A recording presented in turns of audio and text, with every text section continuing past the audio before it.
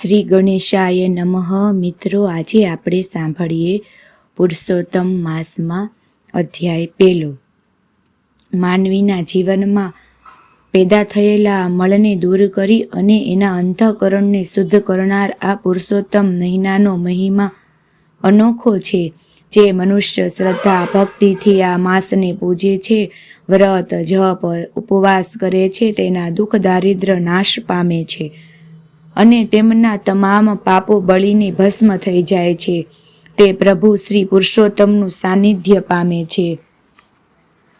જે એક નિમિષ ક્ષણ માત્ર પણ પ્રભુનું નામ યાદ કર્યા વિના રહી ન શક્યા, તે નૈમિષારણ્યમાં ઋષિ મુનિઓ અને શિષ્યો યજ્ઞો અને સત્સંગ કરતા હતા અને કદી કર્મ ધર્મ સમાજ અને કલ્યાણની ચર્ચાઓ કરતા અને જગતને ઉપદેશ આપતા.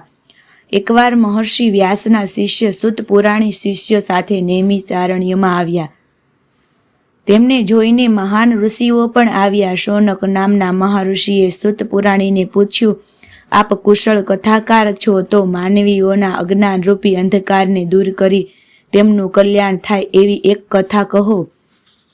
સૂત પુરાણીએ કહ્યું, જેનાથી જગતનું કલ્યાણ થાય એ મંગળ ઉત્તમ છે. હું પણ એ જ હેતુથી દક્ષિણના તીર્થયાત્રોથી પવિત્ર બની પૂર્વેના તીર્થોમાં સ્નાન કરી બદ્રિકાશ્રમમાં પ્રભુ દર્શન કરી સરસ્વતીના કિનારે આવેલા સિદ્ધપુર આવ્યો છું. ત્યારે જાણ્યું કે હસ્તિનાપુરના પરીક્ષિત રાજાએ રાજગાદી છોડી છે.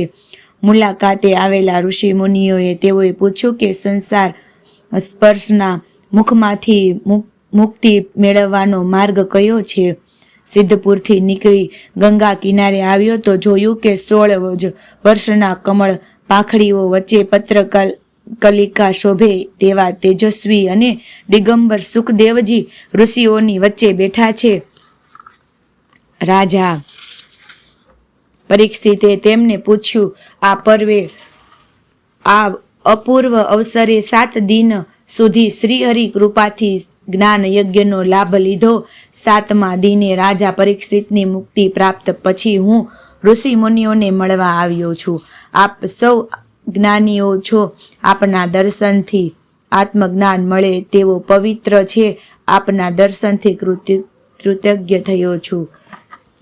અધ્યાય 1 સમાપ્ત. શ્રી પુરુષોત્તમા ભગવાનને અર્પણ.